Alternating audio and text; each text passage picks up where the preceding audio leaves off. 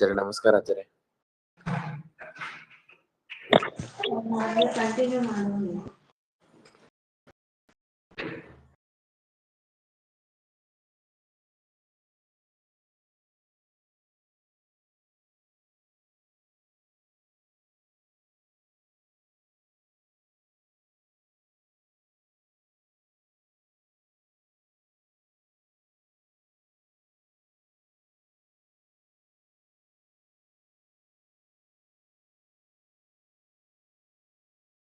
ಏನು ಆಚಾರ್ಯ?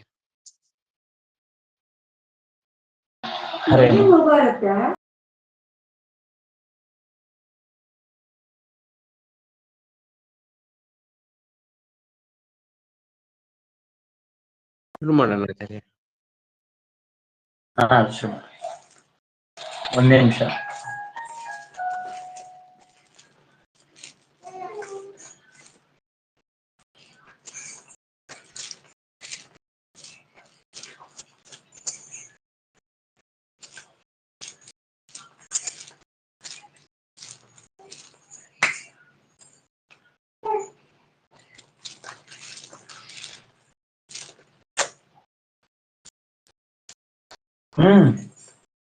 ಅವಕಾಶ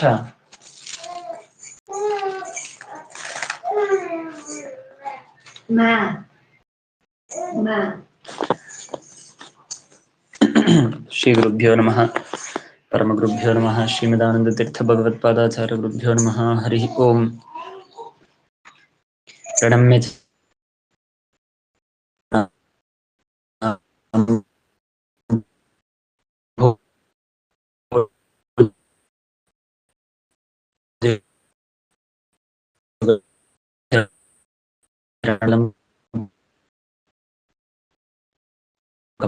तापत्रयापहं विद्यापीठ विधातारं विद्यावारिचन्द्रं विद्यार्थिवत्सलं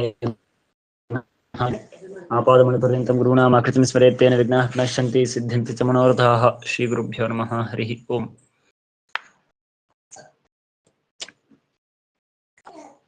ನಿನ್ನೆ ಕೊನೆಗೆ ನಾವು ಪ್ರಾಕೃತವಾದ ಇಂದ್ರಿಯ ಎಷ್ಟು ವಿಧ ಅಂತ ವಿಚಾರ ಮಾಡ್ತಾ, ಹಾಗೂ ಆ ಇಂದ್ರಿಯಕ್ಕೆ ಯಾವ್ಯಾವ ಇಂದ್ರಿಯಕ್ಕೆ ಯಾವ್ದ್ಯಾವ್ದು ವಿಷಯವಾಗತ್ತೆ ಅಂತ ನಾವು ತಿಳಿತಾ ಬರ್ತಾ ಇದ್ದೇವೆ. ಅದರಲ್ಲಿ ಘ್ರಾಣೇಂದ್ರಿಯ, ರಸನೇಂದ್ರಿಯ, ಚಕ್ಷುರೇಂದ್ರಿಯ, ತ್ವಗೀಂದ್ರಿಯ, ಶ್ರೋತ್ರೇಂದ್ರಿಯ ಹಾಗೂ ಮನಸ್ಸು ಎಂಬುದಾಗಿ 6 ವಿಧವಾದಂತಹ ಇಂದ್ರಿಯಗಳು ಅಂತ ಆ ಇಂದ್ರಿಯವನ್ನು ತಿಳಿದಿದ್ದೇವೆ. ಅದರಲ್ಲಿ ಘ್ರಾಣೇಂದ್ರಿಯಕ್ಕೆ ಯಾವುದು ವಿಷಯ? ಗಂಧ ವಿಶೇಷವಾದ ಸುರಭಿ ಇತ್ಯಾದಿಗಳು, ಅಸುರಭಿ. ರಸನೇಂದ್ರಿಯಕ್ಕೆ ರಸ ಮತ್ತೆ ರಸ ವಿಶೇಷವಾದ ಮಾಧುರ್ಯಾದಿಗಳು. ಹಾಗೂ ಚಕ್ಷುರೇಂದ್ರಿಯ ಹಾಗೂ ತ್ವಗೇಂದ್ರಿಯಕ್ಕೆ ವಿಷಯವಾದದ್ದು ಮಹದ್ರೂಪವನ್ನು ತಾಳಿದಂತಹ ದ್ರವ್ಯ ಹಾಗೂ ರೂಪ, ಕೆಲವೊಂದು ಗುಣಗಳು, ಕರ್ಮ, ಜಾತಿ, ಇದೆಲ್ಲವೂ ಕೂಡ ಚಕ್ಷುರೇಂದ್ರಿಯ ಹಾಗೂ ತ್ವಗೇಂದ್ರಿಯಕ್ಕೆ ಗೋಚರವಾಗಿದೆ ಅಂತ ಇಷ್ಟು ನೀವೇ ತಿಳಿದಿದ್ದೇವೆ. ಈಗ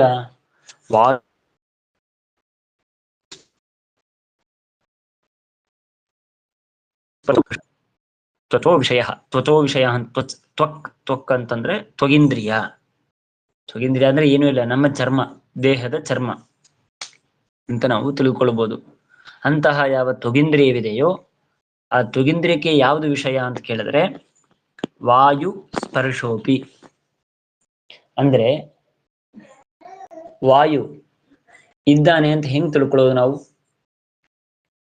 ತಾರ್ಕಿಕರು ವಾಯುವಿನ ಲಕ್ಷಣವನ್ನು ನಿರೂಪಣೆ ಮಾಡುವಾಗ ಹೇಳ್ತಾರೆ, ರೂಪರಹಿತತ್ವೇ ಸತಿ ಸ್ಪರ್ಶವತ್ವಂ ವಾಯೋಹೋ ಲಕ್ಷಣಂ ಅಂತಂತಾರೆ.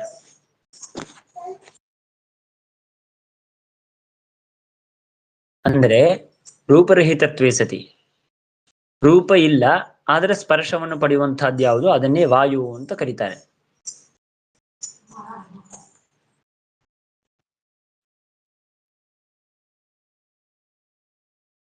ರೂಪರಹಿತತ್ವೇ ಸತಿ ಸ್ಪರ್ಶವತ್ವಂ, ರೂಪ ಇಲ್ಲ ಆದ್ರೆ ಸ್ಪರ್ಶ ಇರತ್ತೆ ಅಂತ ಅಂದ ಮೇಲೆ, ರೂಪ ಇಲ್ಲ ಅಂದ್ಮೇಲೆ ಆ ವಾಯುವಿನ ಜ್ಞಾನ ನಾವು ಹೇಗೆ ಮಾಡ್ಕೊಳ್ಳೋದು ಅಂದ್ರೆ ಅದಕ್ಕಾಗೇನೆ ಸ್ಪರ್ಶಾನಮೇಯೋ ವಾಯುಹು ಅಂತೂ ಅಂತಾರೆ. ವಾಯುವನ್ನು ಹೇಗೆ ತಿಳಿದುಕೊಳ್ಳಬೇಕು ಅಂದ್ರೆ ಸ್ಪರ್ಶದಿಂದ ಅನುಮಾನ ಮಾಡಿಕೊಳ್ಳಬೇಕು. ಸ್ಪರ್ಶದಿಂದ ಅನುಮಾನ ಮಾಡಿಕೊಳ್ಬೇಕು ಅಂದ್ರೆ ನಾವು ಮೇಲಿಂದ ಮೇಲೆ ಅನುಭವಿಸಬಹುದು. ಒಂದು ರೂಮಲ್ಲಿ ಬಾಗಿಲು ಹಾಕಿ ಫುಲ್ ಲಾಕ್ ಮಾಡಿ ಏನೂ ಗಾಳಿ ವೆಂಟಿಲೇಷನ್ ಹೊರಗೆ ಬರದೇ ಇದ್ದಂತೆ ನಾವು ಕೂತಾಗ, ಅವಾಗ ನಾನು ಡೋರ್ ಓಪನ್ ಮಾಡ್ಕೊಂಡು ಹೊರಗೆ ಬರ್ತೇನೆ. ಅವಾಗ ನನಗೆ ಹಬ್ಬ ಅಂತ ಅನ್ಸುತ್ತೆ.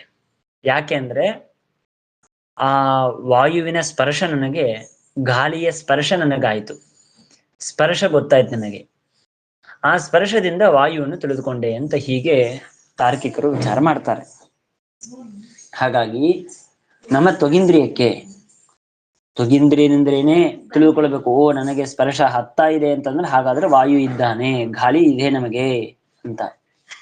ಹಾಗಾಗಿ ತ್ವಗಿಂದ್ರಿಯಕ್ಕೆ ವಾಯು ಹಾಗೂ ಸ್ಪರ್ಶ ಇವುಗಳು ವಿಷಯ ಅಂತಾಗತ್ತೆ. ಶಬ್ದ ಶ್ರೋತ್ರಸ್ಯ, ನೀವು ಈಗ ವಿಚಾರ ಮಾಡುವಂತಹ ಎಲ್ಲಾ ಇಂದ್ರಿಯದಲ್ಲಿ ತಿಳ್ಕೊಳ್ಬಹುದು. ಏನಂದ್ರೆ ಎಲ್ಲ ಇಂದ್ರಿಯಕ್ಕೂ ಅನೇಕ ವಿಷಯಗಳನ್ನು ಹೇಳ್ತಾ ಬರ್ತಾ ಇದ್ದಾರೆ. ಘ್ರಾಣೇಂದ್ರಿಯ ತಗೊಳ್ಳೋದಾದ್ರೆ ಗಂಧ ವಿಶೇಷ, ರಸನೇಂದ್ರಿಯ ತಗೊಳ್ಳೋದಾದ್ರೆ ರಸ ವಿಶೇಷ, ಚಕ್ಷುರೇಂದ್ರಿಯ ತ್ವಗೇಂದ್ರಿಯಕ್ಕಂತೂ ಬಹಳ ಹೇಳಿದ್ದಾರೆ. ಮಹಾಂತಿ ರೂಪವಂತಿ ದ್ರವ್ಯಾಣಿ ಕೇಚಿತ್ ಗುಣಾಹ ಕರ್ಮಾಣಿ ಜಾತಯಶ್ಚ. ತ್ವಗೇಂದ್ರಿಯವನ್ನು ತಗೊಳ್ಳೋದಾದ್ರೆ ವಾಯು ಹಾಗೂ ಸ್ಪರ್ಶ. ಹಾಗಾದ್ರೆ ಶ್ರೋತ್ರೇಂದ್ರಿಯಕ್ಕೆ ಮಾತ್ರ ಶಬ್ದ ಅಂತ ನೋಡಿ. ಶಬ್ದವನ್ನುವ ಒಂದೇ ಗುಣವನ್ನು ಗ್ರಹಣ ಮಾಡುತ್ತೆ ಶ್ರೋತ್ರೇಂದ್ರಿಯ. ಈ ವಿಷಯದಲ್ಲಿ ತಾರ್ಕಿಕರ ವಿಚಾರ ಬೇರೆ ತರ ಇದೆ. ಅಂದ್ರೆ ಶಬ್ದವು ವೈಶೇಷಿಕಾ ಗುಣಾಹ ಅಂತಂತಾರೆ. ರೂಪಂ ಗಂಧೋ ರಸಸ್ಪರ್ಶ ಸ್ನೇಹ ಸಾಂಸದ್ಧಿಕೋ ದ್ರವ ಬುದ್ಧ್ಯಾದಿ ಭಾವನಾಂತಾಶ್ಚ ಶಬ್ದೋ ವೈಶೇಷಿಕಾ ಗುಣಾಹ ಅಂತ ಹೇಳ್ತಾರೆ. ಅಂದ್ರೆ ಕೇವಲ ಒಂದೇ ಇಂದ್ರಿಯದಿಂದ ಅದು ಗ್ರಾಹ್ಯವಾಗ್ತಾ ಇದ್ರೆ, ಗೋಚರವಾಗ್ತಾ ಇದ್ರೆ ಅದಕ್ಕೆ ವಿಶೇಷ ಗುಣ ಅಂತ ಕರಿಬೇಕು ಅಂತಂತಾರೆ. ಅದರಲ್ಲಿ ಶಬ್ದ ಅಂತ ಅನ್ನೋದು ಕೇವಲ ಶ್ರೋತ್ರೇಂದ್ರಿಯಿಂದ ಮಾತ್ರ ಗೃಹೀತವಾಗತ್ತೆ. ಶಬ್ದದ ಜ್ಞಾನ ಶ್ರೋತ್ರವನ್ನು ಬಿಟ್ಟು ಬೇರೆ ಯಾವುದರಿಂದ ಆಗತ್ತೆ ಹೇಳಿ? ಸಾಧ್ಯವೇ ಇಲ್ಲ. ಕೇವಲ ಶ್ರೋತ್ರೇಂದ್ರ ಮಾತ್ರ ನಮಗೆ ಬರಬೇಕು. ಹಾಗಾಗಿ ಆ ಶಬ್ದ ಎನ್ನುವ ಗುಣ ಇದು ಶ್ರೋತ್ರೇಂದ್ರಿಯಿಂದಾಗಿ ಗೃಹೀತವಾಗಿದೆ. ಹೀಗೆ ಒಟ್ಟು 5 ಇಂದ್ರಿಯಗಳಿಗೆ ವಿಚಾರ ಮಾಡಿದ್ರು. ಮನಸ್ಸನ್ನು ಬಿಟ್ಟು ಪ್ರಾಕೃತವಾದ ಇಂದ್ರಿಯ 6 ಅಂತ ಹಿಂದೆ ಹೇಳಿದ್ರು ವಿಭಾಗದಲ್ಲಿ. ಈಗ ಅದರಲ್ಲಿ ಮನಸ್ಸನ್ನು ಬಿಟ್ಟು ಉಳಿದ ಯಾವ 5 ಇಂದ್ರಿಯವಿದೆಯೋ ಈ 5 ಇಂದ್ರಿಯಕ್ಕೆ ಯಾವ್ದ್ಯಾವ್ದು ವಿಷಯವಾಗಿದೆ ಅಂತರೋದನ್ನು ತೋರಿಸ್ಕೊಟ್ರು. ಹಾಗಾದ್ರೆ ಇದರ ವಿಷಯವನ್ನು ಹೇಳಿದ್ರೆ ಹಾಗಾದ್ರೆ ದೋಷ ಯಾವುದು ಅಂತ ವಿಚಾರ ಮಾಡಬೇಕು. ಗುಣವನ್ನು ವಿಚಾರ ಮಾಡುವಂತೆ ದೋಷದ ವಿಚಾರವೂ ಮಾಡಬೇಕು. ಈ ಇಂದ್ರಿಯಗೂ ಯಾವ ಗುಣವನ್ನು ಗ್ರಹಣ ಮಾಡುತ್ತೆ ಅಂತ ತಿಳಿಸಿದಂತೆ ಯಾವುದಕ್ಕೆ ದೋಷಗಳು ಅಂತ ವಿಚಾರ ಮಾಡುತ್ತಾರೆ. ಏತೇಷಾಂ ಪಂಚಾನಾಂ ಮನಃ ಅನಧಿಷ್ಠಿತತ್ವಂ ಕಾಚಕಾಮಲಾದಯಶ್ಚ ದೋಷಾಃ. ಏತೇಷಾಂ ಪಂಚಾನಾಂ, ಈ 5 ಇಂದ್ರಿಯಗಳು ಚಕ್ಷುರೇಂದ್ರಿಯ, ತ್ವಗೀಂದ್ರಿಯ, ರಸನೇಂದ್ರಿಯ, ಘ್ರಾಣೇಂದ್ರಿಯ, ಶ್ರೋತ್ರೇಂದ್ರಿಯ ಇತ್ಯಾದಿಯಾದ 5 ಇಂದ್ರಿಯಗಳು. ಈ 5 ಇಂದ್ರಿಯಗಳು, ಈ 5 ಇಂದ್ರಿಯಗಳ ಒಂದು ದೋಷ ಏನಂದ್ರೆ ಮನ ಅನಧಿಷ್ಠಿತತ್ವಂ. ಮನ ಅನಧಿಷ್ಠಿತತ್ವ ಅಂದ್ರೆ ಅರ್ಥವೇನು ಅಂದ್ರೆ, ಮನಸ್ಸು ಎನ್ನುವ ದ್ವಾರ ಇಲ್ಲದೇ ಇದ್ದರೆ ಅದು ದೋಷ. ಅಂದ್ರೆ ಮೊದಲಿಗೆ ನಾವು ಇದರ ಕ್ರಮವನ್ನು ಮೊದಲಿಗೆ ತಿಳ್ಕೊಂಡಾಗ ಇದು ನಮಗೆ ಸ್ವಲ್ಪ ಸುಲಭವಾಗತ್ತೆ. ತಾರ್ಕಿಕರು ತಮ್ಮ ಸಿದ್ಧಾಂತವನ್ನು ತಿಳಿಸುವಾಗ ಹೇಳುವಂತೆ ನಾವು ತಿಳಿಯಬಹುದು. ಏನಂದ್ರೆ, ಈಗ ನಾನೊಂದು ಪದಾರ್ಥವನ್ನು ನೋಡಿದೆ, ನನ್ನ ಕಣ್ಣೆದುರಿಗೆ ಒಂದು ಪದಾರ್ಥವಿತ್ತು, ಕಣ್ಣಿನಿಂದ ಪದಾರ್ಥ ನೋಡಿದೆ. ಸೊ ಆ ಕಣ್ಣಿನಿಂದ ನಂಗೆ ಆ ಪದಾರ್ಥದ ಜ್ಞಾನ ಹುಟ್ಟಿತು ಅಂತ ಇಷ್ಟೇ ನಾವು ತಿಳ್ಕೊಳ್ತೇವೆ. ಆದರೆ ಹಾಗೆ ಹೇಳೋದಿಲ್ಲ. ನಾವು ಒಪ್ತೇವೆ, ನಾವೇನು ತಾರ್ಕಿಕರ ಸಿದ್ಧಾಂತ ಅಂತ ಹಾಗೆ ಹೇಳ್ತಾ ಇಲ್ಲ. ಅವರಲ್ಲಿ ಚೆನ್ನಾಗಿ ವ್ಯಾಪಕವಾಗಿ ಪ್ರಾರಂಭ ತರ್ಕ ಗ್ರಂಥಗಳಲ್ಲಿ ಸಮರ್ಥನೆ ಮಾಡ್ತಾರೆ ಅಂತ ಕಾರಣಕ್ಕಾಗಿ ತಾರ್ಕಿಕರು ಅಂತ ಇದ್ದೀನಿ ಅಷ್ಟೇ. ಒಂದು ಪದಾರ್ಥ ನಾನು ನೋಡಿದಾಗ ನನಗೊಂದು ಜ್ಞಾನ ಹುಟ್ಟಿತು. ನಮಗೆ ಇಷ್ಟೇ ಬುದ್ಧಿ ಇದೆ, ಏನಂದ್ರೆ ನನ್ನ ಕಣ್ಣಿನಿಂದ ಜ್ಞಾನ ಹುಟ್ಟಿತು ಅಂತ ಇಷ್ಟೇ ಹೇಳ್ಬಿಡ್ತೇವೆ. ಆದರೆ ಅದಲ್ಲ. ಹೇಗೆ ಹುಟ್ಟತ್ತೆ ಅಂತಂದ್ರೆ, ಆತ್ಮ ಮನಸಾ ಸಂಯುಜ್ಯತೆ ಮನಃ ಇಂದ್ರಿಯೇನ ಇಂದ್ರಿಯಂ ಅರ್ಥೇನ ಅಂತ ಹೇಳ್ತಾರೆ. ಅಂದ್ರೆ ಮೊದಲಿಗೆ ನಮ್ಮ ಆತ್ಮ ಜೀವ ಅವನು ಏನ್ ಮಾಡ್ಬೇಕು ಅಂದ್ರೆ ಮನಸ್ಸಿನ ಜೊತೆಗೆ ಸಂಪರ್ಕವನ್ನು ಇಟ್ಕೊಳ್ಬೇಕು. ಅದಕ್ಕೆ ಸನ್ನಿಕರ್ಷ ಅಂತ ಅಂತಾರೆ. ಅದರಲ್ಲಿ ನಮ್ದು ಒಂದು ವಿಶೇಷ ಸಿದ್ಧಾಂತ ಬೇರೆ ಇದೆ. ಹೇಗೆ ಮನಸ್ಸು ಹೊರಗೆ ಬರುತ್ತೋ ಆತ್ಮ ಹೇಗೆ ಹೊರಗೆ ಬರ್ತಾನೋ ಇಲ್ಲೋ, ಹೇಗೆ ಬರ್ತಾನೆ, ಎಷ್ಟು ತರಹ, ಹೇಗೆ ಸಂಪರ್ಕವನ್ನು ಪಡೆಯೋದು. ಈಗ ನೋಡಿ, ಸಂಬಂಧವನ್ನು ಪಡೆಯೋದು ಅಂತಂದ್ರೆ, ಈಗ ನಾನು ಮತ್ತೊಬ್ಬರ ಜೊತೆಗೆ ಸಂಬಂಧವನ್ನು ಪಡೆದೆ ಅಂದ್ರೆ ಏನು? ಅವನ ಮನೆಗೆ ನಾನು ಹೋದೆ, ಅದು ಸಂಪರ್ಕವೇ. ಅಥವಾ ಅವನೇ ನನ್ನ ಮನೆಗೆ ಬಂದ, ಇದು ಸಂಪರ್ಕವೇ. ಹಾಗೆ ಯಾವ ತರಹದ ಸಂಪರ್ಕಗಳು ಸನ್ನಿಕರ್ಷ ಅಂತ ಅನ್ನೋದು ಆತ್ಮ ಮನಸ್ಸು ಇಂದ್ರಿಯಕ್ಕೆ ಆಗತ್ತೆ ಅಂತ ಇದು ಬಹಳ ದೊಡ್ಡ ವಿಚಾರ. ನಮ್ಮ ಸಿದ್ಧಾಂತದಲ್ಲಿ ವ್ಯಾಖ್ಯಾನದಲ್ಲಿ ಸಮರ್ಥನೆ ಮಾಡಿಕೊಡ್ತಾರೆ. ಅದನ್ನ ನಾನು ಹೇಳೋದಿಲ್ಲ ಈಗ. ಹೇಗೆ ಒಂದು ಜ್ಞಾನ ಹುಟ್ಟತ್ತೆ ಅಂತ ಅನ್ನೋದನ್ನು ಮಾತ್ರ ಹೇಳ್ತೇನೆ. ಮನಸ್ಸು ಮಧ್ಯದಲ್ಲಿ ಮನಸ್ಸಿದೆ, ಕೊನೆಗೆ ನಮ್ಮ ಚಕ್ಷುರೇಂದ್ರಿಯ ಕಣ್ಣಿದೆ, ಪ್ರಾರಂಭಕ್ಕೆ ಆತ್ಮ ಇದ್ದಾನೆ ಅಂತ ಇಟ್ಕೊಳ್ಳಿ. ಸೊ ನಮ್ಮ ಈ ಆತ್ಮ ಮನಸ್ಸಿನ ಜೊತೆಗೆ ಸನ್ನಿಕರ್ಷನು ಮೊದಲಿಗೆ ಆಯ್ತು. ಇದಕ್ಕೆ ಸಾಧಾರಣ ಸನ್ನಿಕರ್ಷ ಅಂತಂತಾರೆ, ಅದು ಬೇರೆ ವಿಚಾರ ಇರಲಿ. ಆತ್ಮ ಮನಸ್ಸಿನ ಸನ್ನಿಕರ್ಷ ಅಂತ ಅನ್ನೋದಾಯ್ತು. ಆ ಆತ್ಮ ಮತ್ತೆ ಮನಸ್ಸಿನ ಸಂಪರ್ಕ ಸನ್ನಿಕರ್ಷ ಆಗಿಲ್ಲ ಅಂದ್ರೆ ನಿಮಗೆ ಯಾವುದೇ ಜ್ಞಾನವು ಹುಟ್ಟೋದಿಲ್ಲ. ಮೊದಲಿಗೆ ಅದು ಬೇಕೇ ಬೇಕು. ಅದಕ್ಕೆ ಅಸಮವಾಯಿ ಕಾರಣ ಅಂತಂತಾರೆ, ಅದು ಮತ್ತೆ ಬೇರೆ ವಿಚಾರ ಇರಲಿ. ಅಂತಹ ಯಾವ ಆತ್ಮನ ಸನ್ನಿಕರ್ಷವಾಗತ್ತೋ ಇದು ಆದ ಮೇಲೆ ನೆಕ್ಸ್ಟ್ ಸ್ಟೆಪ್ಪು ಮನಸ್ಸು ಇಂದ್ರಿಯ ಜೊತೆಗೆ ಸಂಪರ್ಕವನ್ನು ಪಡೆಯಬೇಕು. ಮನಸ್ಸು ಇಂದ್ರಿಯ ಅಂದ್ರೆ ನಮ್ಮ ಚಕ್ಷುರೇಂದ್ರಿಯ ಕಣ್ಣು, ಅದರ ಜೊತೆಗೆ ಸಂಬಂಧ ಸನ್ನಿಕರ್ಷವನ್ನು ಪಡೆಯಬೇಕು. ಅದಾದ ಮೇಲೆ ಆಗ ಇಂದ್ರಿಯಕ್ಕೆ ಏನಾಗತ್ತೆ, ಓ ಈಗ ನಾನು ಆತ್ಮನಿಂದ ಮೆಸೇಜ್ ಬಂದಿದೆ. ಈಗ ಆತ್ಮ ಮನಸ್ಸಿಗೊಂದು ಮೆಸೇಜ್ ಕೊಟ್ಟಿದೆ, ಮನಸ್ಸು ಇಂದ್ರಿಯಕ್ಕೊಂದು ಮೆಸೇಜ್ ಕೊಟ್ಟಿದೆ. ಆ ಇಂದ್ರಿಯ ಏನ್ ಮಾಡತ್ತೆ, ಓ ನಾನು ಈಗ ನೋಡ್ಬೇಕು, ಸೊ ಕಣ್ ತೆಗೆದೆ ನಾನು. ಅಥವಾ ನನ್ನ ಹಿಂದೆ ಇತ್ತು, ನನ್ನ ತಲೆಯನ್ನ ತಿರುಗಿಸಿದೆ, ಕಣ್ಣಿಂದ ಆ ಪದಾರ್ಥವನ್ನು ನೋಡಿದೆ. ಇಷ್ಟು ಮಾಡಿದ ಮೇಲೆ ಆಗ ನನಗೆ ಇದಂ ಪುಸ್ತಕಂ, ಇದಂ ಪಾತ್ರಂ, ಅಯಂ ಘಟಃ ಇತ್ಯಾದಿಯಾಗಿ ಏನು ನಾನು ಪದಾರ್ಥ ನೋಡ್ತೇನೆ ಅದರ ಜ್ಞಾನ ಹುಟ್ಟತ್ತೆ. ಸೊ ಈಗ ನಮಗೆ ಒಂದು ಜ್ಞಾನ ಹುಟ್ಟಬೇಕಂದ್ರೆ ಇಷ್ಟು ಪ್ರಕ್ರಿಯೆ ಆಗಬೇಕು. ಆದರೆ ಒಂದು ಕ್ಷಣದಲ್ಲಿ ಇಷ್ಟೆಲ್ಲಾ ಪ್ರಕ್ರಿಯೆಗಳು ಆಗ್ಬಿಡತ್ತೆ. ನಮಗೆ ಅದರ ವಿವೇಕ ಇರೋದಿಲ್ಲ. ಹಾಗಾಗಿ ಕೇವಲ ನಾನು ಕಣ್ ತೆಗೆದೆ ಪದಾರ್ಥ ಕಾಣಿಸ್ತು, ಜ್ಞಾನ ಹುಟ್ಟಿತು ಅಂತ ನಾವು ತಿಳಿದು ಬಿಡ್ತೇವೆ. ಆದ್ರೆ ಅಷ್ಟು ಸುಲಭ ಇಲ್ಲ. ಇಷ್ಟೆಲ್ಲ ಪ್ರಕ್ರಿಯೆ ಆಗಬೇಕು. ಆತ್ಮ, ಮನಸ್ಸು, ಇಂದ್ರಿಯ, ಆಮೇಲೆ ಪದಾರ್ಥ, ಇವುಗಳ ಸಂಪರ್ಕ, ಅವುಗಳಿಂದ ಒಂದು ಜ್ಞಾನ ಹುಟ್ಟತ್ತೆ. ಸೊ ಈಗೇನಾಯ್ತು, ಮನ ಅಧಿಷ್ಠಿತತ್ವ ಇರಬೇಕು, ಮನಸ್ಸಿನಲ್ಲಿ ಅಧಿಷ್ಠಿತವಾಗಿರಬೇಕು. ಸಂಬಂಧಗಳು ಮಧ್ಯದಲ್ಲಿ ಇದ್ದಿದ್ದು ಮನಸ್ಸು, ಆತ್ಮ ಇಂದ್ರಿಯದ ಮಧ್ಯದಲ್ಲಿ ಒಂದು ಮನಸ್ಸಿದೆ. ಸೊ ಆ ಮನ ಅಧಿಷ್ಠಿತವಾದರೆ ನಮ್ಮ ಚಕ್ಷುರೇಂದ್ರಿಯ ಒಂದು ಜ್ಞಾನವನ್ನು ಹುಟ್ಟಿಸಬಹುದು.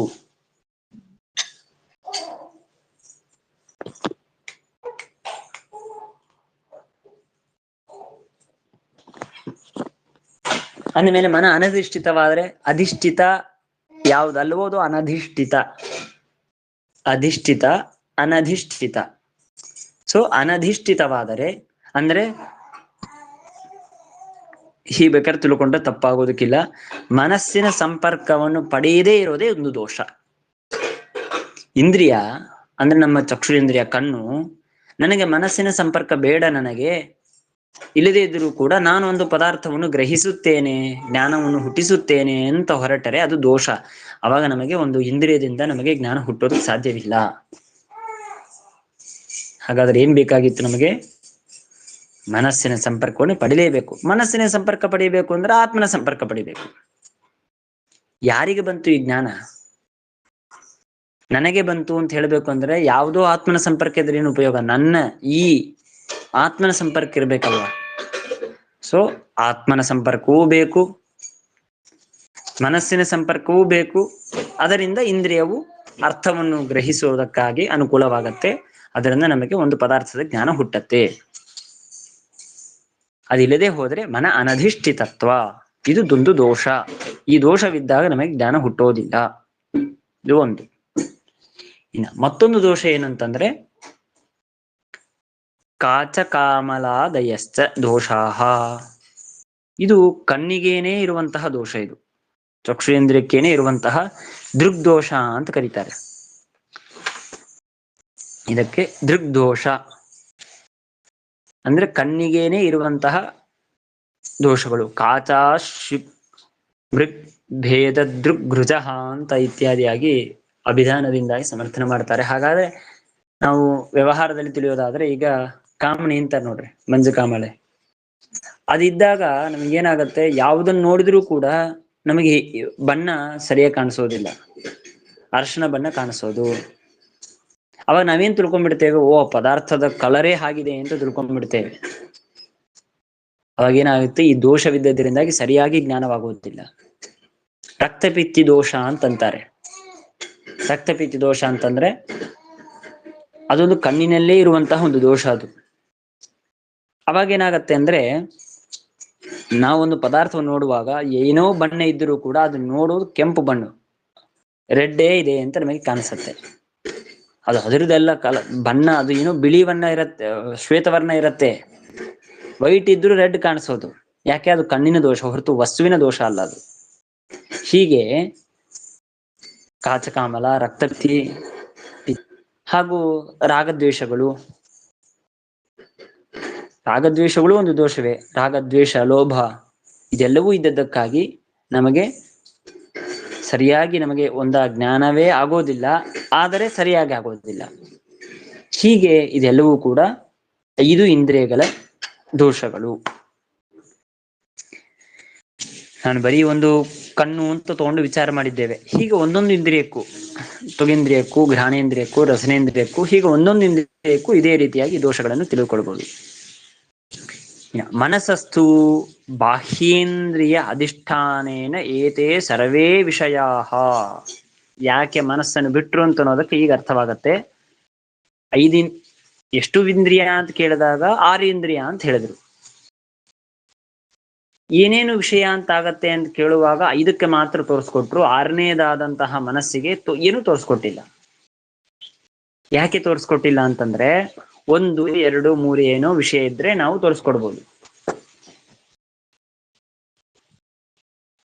ಎಲ್ಲಾ ವಿಷಯ ಇದ್ರೆ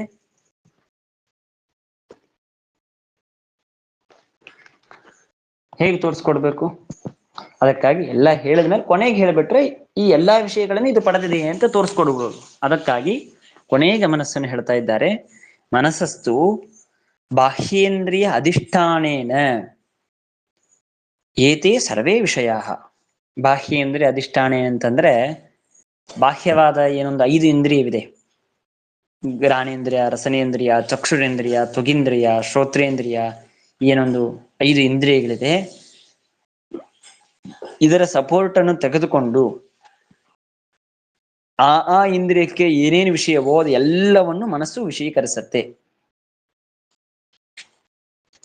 ಮನಸ್ಸಿನಲ್ಲಿ ಎಲ್ಲವೂ ವಿಷಯವಾಗತ್ತೆ. ಈ ಇಂದ್ರಿಯಕ್ಕೆ ವಿಷಯವಾದದ್ದು ಆಗೋದಿಲ್ಲ ಅಂತಿಲ್ಲ. ಪ್ರತಿಯೊಂದು ಇಂದ್ರಿಯಕ್ಕೆ ವಿಷಯವಾದದ್ದನ್ನು ಎಲ್ಲವನ್ನೂ ವಿಷಯವನ್ನಾಗಿ ಪಡೆಯುತ್ತೆ ಮನಸ್ಸು. ಹಾಗಾಗಿ ಸರ್ವೇ ವಿಷಯಾಃ, ಎಲ್ಲವನ್ನೂ ವಿಷಯವನ್ನಾಗಿ ಪಡೆಯುತ್ತೆ ಮನಸ್ಸು. ಇನ್ನ ಹಾಗಾದ್ರೆ ಮನಸ್ಸಿನ ಲಕ್ಷಣವೇನು ಅಂತಂದ್ರೆ ಅದನ್ನ ಹೇಳ್ತಾರೆ, ಸ್ವಾತಂತ್ರ್ಯೇನ ಸ್ಮರಣ ಸಾಧನಂ ಮನಃ. ಸ್ವಾತಂತ್ರ್ಯೇನ ಸ್ಮರಣ ಸಾಧನಂ ಮನಃ. ಏನು ಸ್ವಾತಂತ್ರ್ಯೇನ ಅಂತ ಶಬ್ದಕ್ಕೆ ಅರ್ಥವೇನು ಅಂತಂದ್ರೆ, ನಾವೇನು ವಿಚಾರ ಮಾಡಿದ ಬಾಹ್ಯವಾದಂತಹ ಏನು 5 ಇಂದ್ರಿಯಗಳು ಅಂತ ಹೇಳಿದ್ವಿ ಅಲ್ವಾ, ಘ್ರಾಣೇಂದ್ರಿಯ, ರಸನೇಂದ್ರಿಯ ಇತ್ಯಾದಿ ಆದ 5 ಇಂದ್ರಿಯಗಳು. ಆ 5 ಇಂದ್ರಿಯಗಳ ಸಪೋರ್ಟ್ ಅನ್ನು ಪಡೆಯದೇನೆ, ಅದರ ಅಪೇಕ್ಷೆ ಇಲ್ಲದೇನೆ ಸ್ಮರಣ ಅಂತನ್ನುವ, ಸ್ಮೃತಿ ಅಂತನ್ನುವಂತಹ ಜ್ಞಾನವನ್ನು ಹುಟ್ಟಿಸತ್ತೆ. ಇದರಲ್ಲಿ ವಿವಾದ ಇದೆ ನಮಗೂ ತಾರ್ಕಿಕರಿಗೂ. ಅದನ್ನು ನಾನು ನಾಳೆ ತಿಳಿಸುವ ಪ್ರಯತ್ನ ಮಾಡ್ತೇನೆ. ಹಾಗಾಗಿ ಸ್ಮರಣ ಅಂದ್ರೆ ಸ್ಮೃತಿ ರೂಪವಾದ ಜ್ಞಾನ. ಏನು ಸ್ಮೃತಿ ರೂಪ ಜ್ಞಾನ ಅಂದ್ರೆ, ಸುಮ್ಮನೆ ನಾವು ವ್ಯಾವಹಾರಿಕ ಭಾಷೆಯಲ್ಲಿ ತಿಳಿಯೋದಾದ್ರೆ, ಓ ಅವನ ಅಂತೇವಲ್ಲ ನಾವು, ಅವನೇ ಇವನು ಅದು ಅಲ್ಲ, ಸಾರಿ. ಅವ ಸಹ, ಅದು ಅವನು, ನಾನು ಕೆಲವು ದಿನ ಕೆಳಗೆ ಅವನು ನೋಡಿದ್ದೇನೆ ನಾನು ಅಂತ ನಾವೇನ್ ತಿಳಿತೇವೆ. ಅದ್ರಲ್ಲಿ ನಮಗೇನು ಸ್ಮರಣೆ ಬರುತ್ತೆ ತಲೆಗೆ, ಆಗಿನ ಸ್ಮೃತಿ ರೂಪವಾದ ಜ್ಞಾನ ಇದೆ. ಅದು ಯಾವುದರಿಂದ ಹುಟ್ಟಿತು ಅಂದ್ರೆ ಮನಸ್ಸಿನಿಂದ ಹುಟ್ಟಿತು. ಇದನ್ನು ಶ್ರೀಮದಾಚಾರ್ಯರು ಮಾನಸ ಪ್ರತ್ಯಕ್ಷದ ಸ್ಮೃತಿ ಎಂಬುದಾಗಿ ಮನೋರೂಪವಾದಂತಹ ಇಂದ್ರಿಯದಿಂದ ಹುಟ್ಟುವಂತಹದ್ದು ಸ್ಮೃತಿ ಅಂತ ಸ್ಪಷ್ಟವಾಗಿ ಸಮರ್ಥನೆ ಮಾಡ್ತಾರೆ. ಯಾಕಂದ್ರೆ ತಾರ್ಕಿಕರನ್ನು ವಿಮರ್ಶೆ ಮಾಡುವುದಕ್ಕಾಗಿ, ಅವರ ಖಂಡನೆ ಮಾಡುವುದಕ್ಕಾಗಿ, ಅವರು ಒಪ್ಪೋದಿಲ್ಲ, ಅದನ್ನು ಖಂಡನೆ ಮಾಡೋದಕ್ಕಾಗಿ ಸ್ಪಷ್ಟವಾಗಿ ಶ್ರೀಮದಾಚಾರ್ಯರು ಮನೋಜನ್ಯ ಸ್ಮೃತಿ ಅಂತ ಅಂತಾರೆ. ಯಾವ ಇಂದ್ರಿಯದಿಂದಲೂ ಸ್ಮೃತಿ ಹುಟ್ಟೋದಿಲ್ಲ. ಅಂದ್ರೆ ನಿಮಗೆ ಚಕ್ಷುರೇಂದ್ರಿಯ, ತ್ವಗೀಂದ್ರಿಯ, ರಸನೇಂದ್ರಿಯ, ಘ್ರಾಣೇಂದ್ರಿಯ, ಈ ತರಹದ ಯಾವ ಇಂದ್ರಿಯಿಂದಲೂ ಸ್ಮೃತಿ ಹುಟ್ಟೋದಿಲ್ಲ. ಸ್ಮೃತಿ ಹುಟ್ಟೋದು ಮನಸ್ಸಿನಿಂದಲೇನೆ. ಬರೀ ಹುಟ್ಟೋದಷ್ಟೇ ಅಲ್ಲ, ಸ್ವಾತಂತ್ರ್ಯೇನೆ. ಸ್ವಾತಂತ್ರ್ಯ ಏನಂದ್ರೆ ಯಾವ ಇಂದ್ರಿಯದ ಸಪೋರ್ಟ್ ಇಲ್ಲದೇನೆ, ಇಂದ್ರಿಯದ ಅಪೇಕ್ಷೆ ಇಲ್ಲದೇನೆ ಸ್ಮೃತಿ ರೂಪವಾದ ಜ್ಞಾನವನ್ನು ಹುಟ್ಟಿಸುವಂತಹದ್ದು ಮನಸ್ಸು. ಹಾಗಾಗಿ ಸ್ಮರಣ ಸಾಧನಂ ಮನಃ, ಸ್ಮರಣಕ್ಕೆ ಸಾಧನವಾದದ್ದು ಮನಸ್ಸು.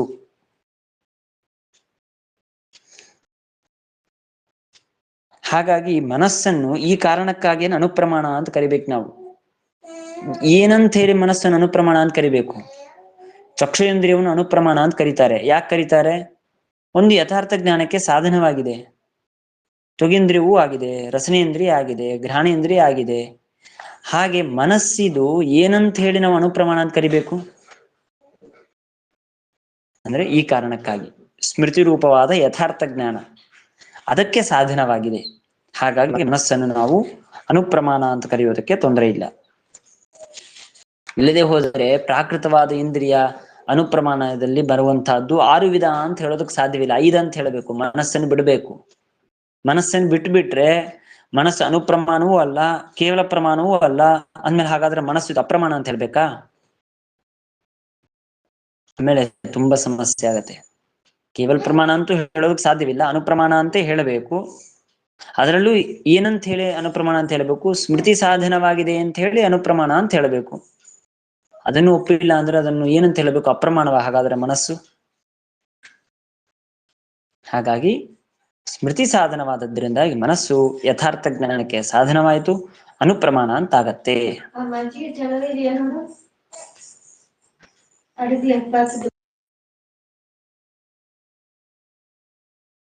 ತಸ್ಯ ದೋಷಾಹ ರಾಗಾದಯಃ.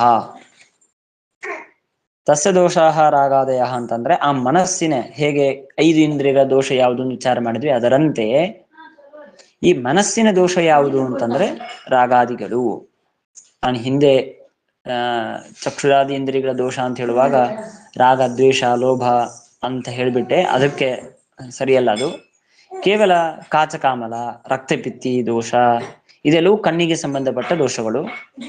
ಇನ್ನು ರಾಗ, ದ್ವೇಷ, ಲೋಭ ಇತ್ಯಾದಿಗಳು ಮನಸ್ಸಿನ ದೋಷಗಳು.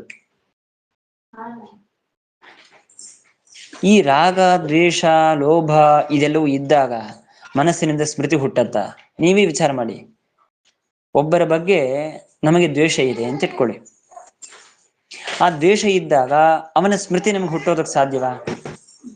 ಏನ್ ಮಾಡ್ಲಿ, ಅವನ್ ತಗೊಂಡು ನಂಗೆ ಅವನ್ ಸೇರೋದಿಲ್ಲ, ಅವನು ನನ್ನ ಸ್ಮೃತಿಗೆ ಬಂದ್ರೆ ಏನು, ಬಿಟ್ರೆ ಏನು, ನನಗೆ ಬೇಡ, ಅವನು ನಾನು ಉಪೇಕ್ಷೆ ಮಾಡ್ತೇನೆ, ನಾನು ನನ್ನ ದೃಷ್ಟಿಗೆ ಅವನು ಗೋಚರಣೆ ಅಲ್ಲ ಅವನು. ಸೊ ಈ ಒಂದು ದ್ವೇಷ ಇದ್ದಾಗ ನಮಗೆ ಸ್ಮೃತಿ ಹುಟ್ಟತ್ತ? ಅಥವಾ ರಾಗ, ರಾಗ ಅಂತಂದ್ರೆ ಹೇಗೆ?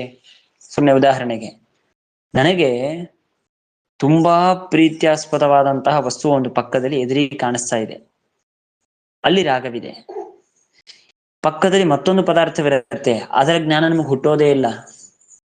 ಯಾಕೆ ಹುಟ್ಟೋದಿಲ್ಲ? ರಾಗ, ನಮ್ಮ ರಾಗ ಇದ್ದದ್ದರಿಂದಾಗಿ ನಮಗೆ ಒಂದು ಪದಾರ್ಥ ಜ್ಞಾನವಾದರೂ ಮತ್ತೊಂದು ಪದಾರ್ಥ ಜ್ಞಾನವಾಗುವುದಕ್ಕೆ ಸಾಧ್ಯವಾಗುವುದಿಲ್ಲ. ಹೀಗೆ ರಾಗ, ದ್ವೇಷ, ಲೋಭ ಇತ್ಯಾದಿ ದೋಷಗಳಿದ್ದದ್ದರಿಂದಾಗಿ ಮನಸ್ಸಿನಿಂದ ಜ್ಞಾನ ಹುಟ್ಟುವುದಕ್ಕೆ ಸಾಧ್ಯವಾಗುವುದಿಲ್ಲ. ಅದರಿಂದಾಗಿ ಮನಸ್ಸಿನ ದೋಷಗಳು.